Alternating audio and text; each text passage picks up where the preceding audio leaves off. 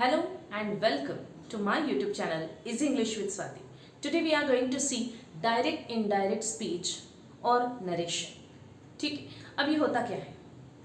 Now see, when we say the words which are exactly quoted by the speaker, it is called direct speech, right?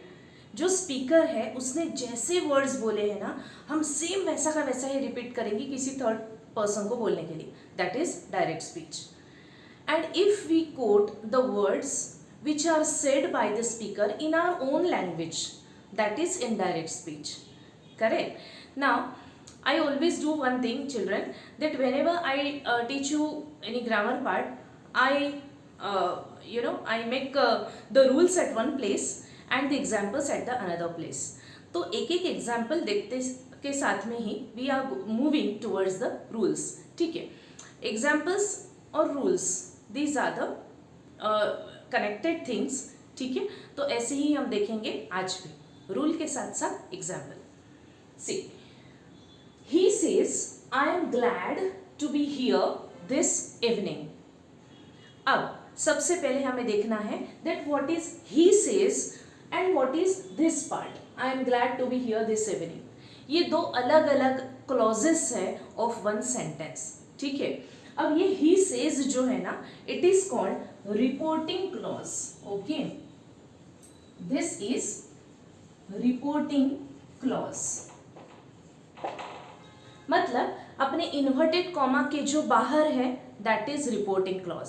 अब ये reporting clause at the end भी आ सकता है. बहुत बार ऐसा होता है कि sentence starts at this place, right, और ही सेज एंड में भी जा सकता है. So you don't just get bothered about it. You have to just understand कि जो ब्रैकेट जो इन्वर्टेड कॉमा के अंदर है that is reported clause. See, this is inside the inverted comma, so it is called reported clause. और जो inverted comma के बाहर है that is reporting clause. See, अपना एक रूल क्या है? First reporting clause and reported clause. You understood till here, right? Now he says, I am glad to be here this evening. He says. Now this reporting clause is in which tense? Obviously it is in the simple present tense. S लगाया है, remember the chart, he she it, s or es to the verb, simple present tense, right? So this is simple present tense. अब ये अगर simple present tense में है और we can say present tense में है, तो हमें ये जो reported clause है ना, इसको भी present tense में ही convert करना है. Remember this, okay? तो sentence अपना क्या हो जाएगा? Now let us move towards another rule, that is omission of inverted commas or comma. तो अभी हम कैसा लिख रहे हैं? He says, okay, as it is. यहाँ पे ये जो comma है ना says के बाद में, we are omitting that comma and we are omitting these inverted commas also. तो हम second rule भी follow कर रहे हैं. omission of the comma and the inverted commas we are omitting. अब हम क्या करेंगे? किससे अटैच करेंगे? we would attach these clause with the word that. अब यहाँ पे हमने that से ही क्यों अटैच किया? why not with the another word? because this is just a statement. जब भी statement होता है we are going to attach both the clauses with the word that. okay, so this is the simple statement. now he says that. अब शुरू करते हैं with the reported clause. अब ये आई है. आई मतलब मैं नहीं, आई मतलब जो स्पीकर है वो. ओके, तो who is the speaker here? He is the speaker. तो यहां पे हम लिखेंगे he. Okay, he says that he. Now am is in the present tense. यहां पे प्रेजेंट का ही के लिए क्या हो जाएगा? He am? No, he is, right. He is glad, जैसा का वैसा आएगा. to be here will change to there. here का हमेशा चेंज होता है there. okay, this का भी चेंज होगा that. so our sentence is like this. he says that he is glad to be there that evening. Students हमेशा याद रखना कि प्रेजेंट टेंस अगर है तो उसका प्रेजेंट ही करना है, राइट। लेकिन अगर हम ऐसा बोलते कि प्रेजेंट का प्रेजेंट ही करेंगे, यहाँ पे कोई चेंज नहीं करेंगे, तो हम धिस का धिस रखेंगे? No, this will always change to that, ठीक है। और हियर का क्या होगा, हमेशा चेंज होगा देयर में। तो उसमें हमें कोई भी कुछ बदलाव नहीं लाना है। दिस का दैट ही होना है और हियर का देयर ही होना है, राइट। लेकिन यहाँ पे जैसे कि एम है, am is the present tense and we are making it is for he, तो ही है इसलिए हमने इसको किया इज, ओके। अगर यहाँ पे सेज की जगह पे सेड होता, देन अगर यहाँ पे सेड होता तो क्या होता? अगर यहाँ पे सेड होता तो हम लिखते he said that, I would become obviously he, is का हो जाता वॉज, सिंपल, बाकी सेम रहता sentence. So the sentence would be he said that he was glad to be there that evening. बाकी कुछ भी चेंज नहीं, सिर्फ इज का सिर्फ इज का होता was, okay. Now let us move to the another structure of the sentence. Where do you live? Ask the person. अब ये तो स्टेटमेंट नहीं है, ये तो क्वेश्चन है। तो किस तरह का क्वेश्चन है? This is WH question, right. तो WH क्वेश्चन है, ये स्टार्ट होता है WH से। So what is the rule for it? No word is to be attached in the WH question. यहाँ पे WH से जो भी वर्ड, जो भी सेंटेंस शुरू होता है, वहाँ पे आप कोई भी वर्ड अटैच नहीं करेंगे। जैसे मैंने कहा था यहाँ पे दैट से अटैच किया है, दो क्लॉजेस को हमने दैट से अटैच किया है, यहाँ पे हम उसको अटैच नहीं करेंगे। So what would be our answer? The person asked. Now यहाँ पे चेंज क्या करना है, हमें किसी भी चीज से अटैच नहीं करना है। So we will keep it as it is, where। अब again see our rule, tense change.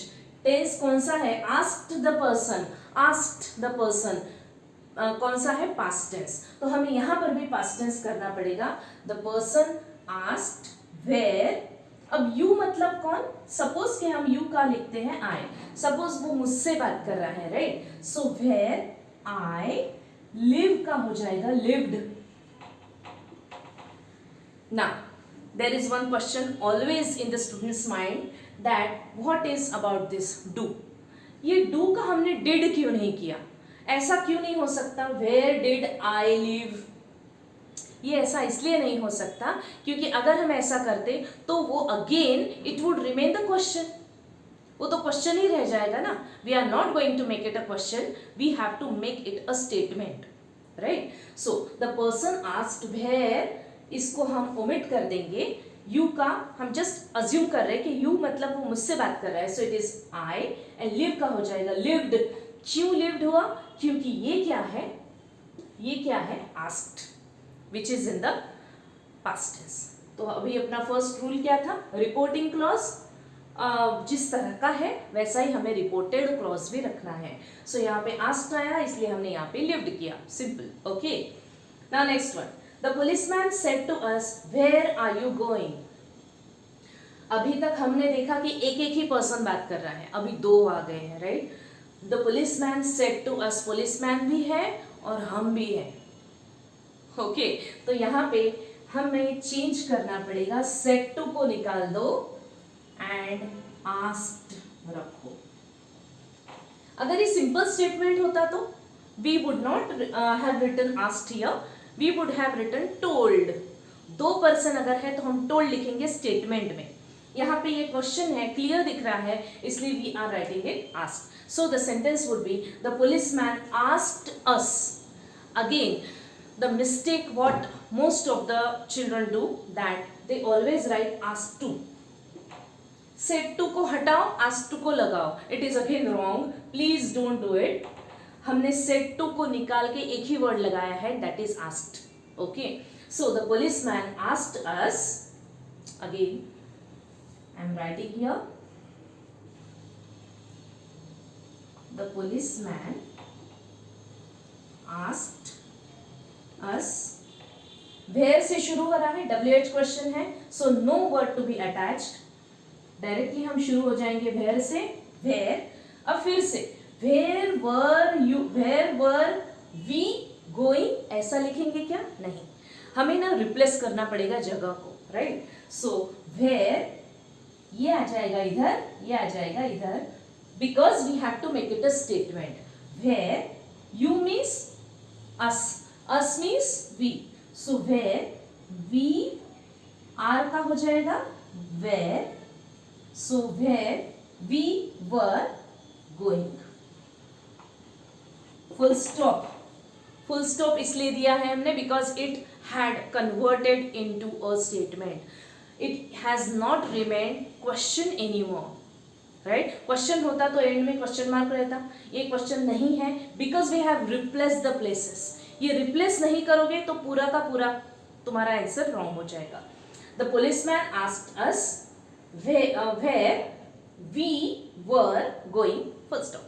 Okay, let us see the next one. He said, will you listen to such man? अब ये will है, question है, एक अकेला person है, लेकिन this is not a WH question, this is the verbal question. Verbal question के लिए क्या है? द वर्ड इफ और whether is to be attached in the verbal question.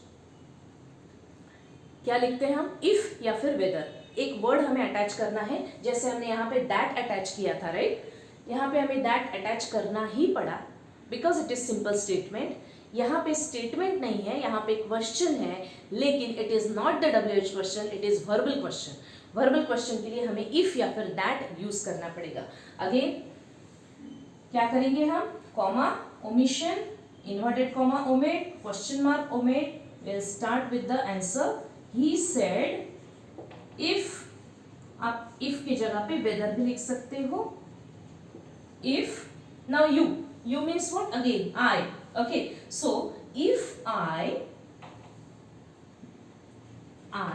see, I have replaced the places. Again आप replace नहीं करोगे तो फिर से क्वेश्चन रह जाएगा। I am telling this again and again. See, if I would listen to such a man, full stop. Will का would क्यों हुआ स्टूडेंट्स यहाँ पर? बिकॉज सेड है, सेड मतलब पास्ट टेंस है। हमेशा ध्यान में रखना, रिपोर्टिंग क्लॉज जो टेंस में है वही टेंस में हमें रिपोर्टेड क्लॉज भी करना है, दैट्स इट। और रिप्लेस करना भूलना नहीं whenever there is a question, right. Now next rule is expression is to be seen in some of the sentences. Okay, so we will see those sentences now. Now, example number 5. He said, how is your father? Just revision now. Okay, so he said,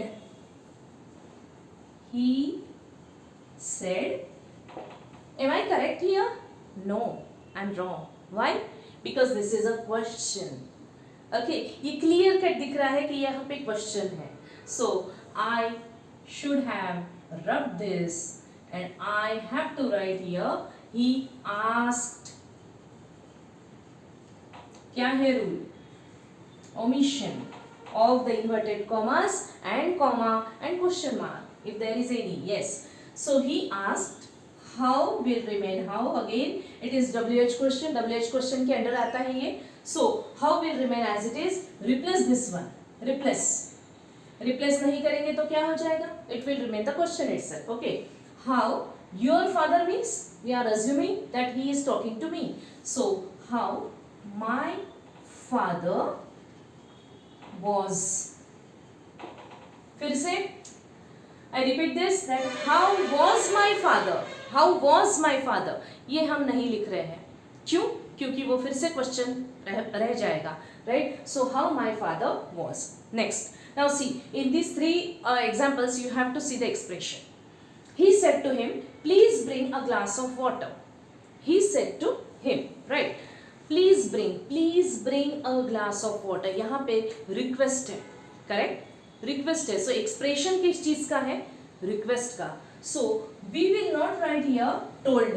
अब हम यहाँ पे told नहीं लिखेंगे. We will write request. He requested him again you omit this all, यहाँ पे आपको please को भी ओमिट करना है. Reason because we have already mention that it is request. तो रिक्वेस्ट मतलब ही प्लीज है, तो फिर से प्लीज लिखने की क्या जरूरत. Okay, so he requested him to bring a glass of water. To bring a glass of water, that's it and full stop. Okay, next is dear bird. अब ये ना थोड़ा सा कॉम्प्लेक्स सेंटेंस है. यहाँ पे रिपोर्टिंग क्लॉज जो है वो दो जगह पे आया है और बीच में कौन है, reported clause. See, dear bird, she said stroking his feathers. वो ना बर्ड से बात कर रही है, उसके जो फेदर्स है उसको ऐसे स्ट्रोक कर रही है जेंटली, राइट. और क्या बोल रही है, dear bird have you come to comfort me in my sorrow. क्या तुम यहाँ पे मेरे सौरों में, मेरे दुख में मुझे कंफर्ट करने के लिए आए हो. Now this is the question what she asked. यहाँ पे डियर बर्ड जो है उसका एक्सप्रेशन क्या दिख रहा है हमें, that she is stroking her she is stroking it's feathers gently, right. तो ये डियर बर्ड लिखने की हमें जरूरत नहीं है. जैसे हमने इसको ओमिट किया था प्लीज वर्ड को, वैसे ही हम ये वर्ड को भी ओमिट कर देंगे. Then what we will write. अब again we are not going to start with directly she said gently. हमें ये भी देखना है what she is doing, right. she is stroking his feathers, right. so हम ये पहले लिखेंगे stroking his feathers.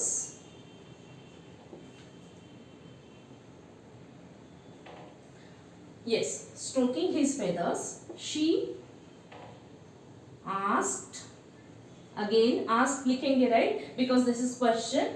she asked the bird, किससे बात कर रही है, she asked the bird. अब कैसे पूछा उसने, गुस्से से पूछा क्या, no, asked him gently. so she asked the bird gently. now let us move towards this. have you come to comfort me in my sorrow. have you come, ये कौन सा, किस तरह का क्वेश्चन दिख रहा है, is it WH, no, this is verbal. so verbal के लिए क्या रूल है हमें, हमारा if या फिर whether. पिछली बार हमने if से शुरू किया था, right. so we will do it with the whether word. gently, whether,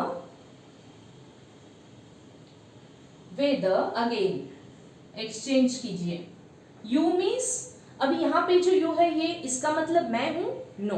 यहाँ पे वो दूसरा भी है कोई तो भी जिससे ये बात कर रही है, that is bird.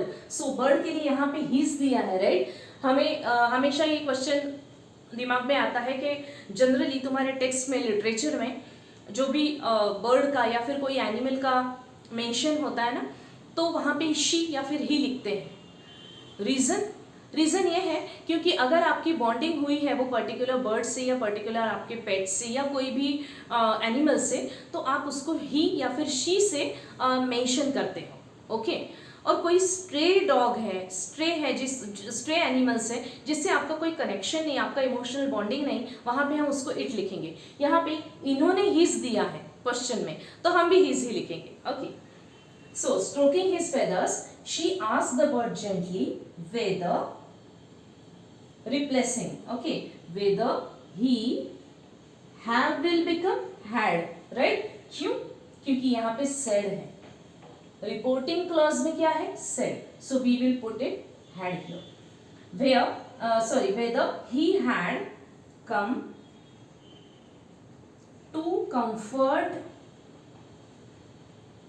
comfort me means girl, so girl means comfort her in my sorrow, no, in her sorrow, and full stop.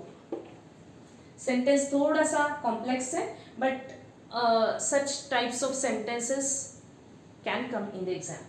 Stroking his feathers, she asked the bird gently whether he had come to comfort her in her sorrow. यहाँ पे भी फिर से एक बार please है. so what is the expression, he said to her. अब said है, कोई क्वेश्चन नहीं है, okay. said to her, said to का हम told भी कर सकते हैं, नो प्रॉब्लम ये, लेकिन यहाँ पे क्लियर है कि प्लीज है मतलब रिक्वेस्ट है, right. So he requested her to, again we will omit this, we will omit the word please also. He requested her to wait, here का क्या हो जाएगा, there, till I means the speaker, speaker means he, and return का हो जाएगा returned. Again reason is what, it is in the past tense, right? So जहाँ पे past tense आपको दिखता है, आपको reporting clause भी past tense में करना है. So children, this is the first video of narration or direct indirect speech. Keep watching and please do like and share my video and subscribe my channel. Thank you so much.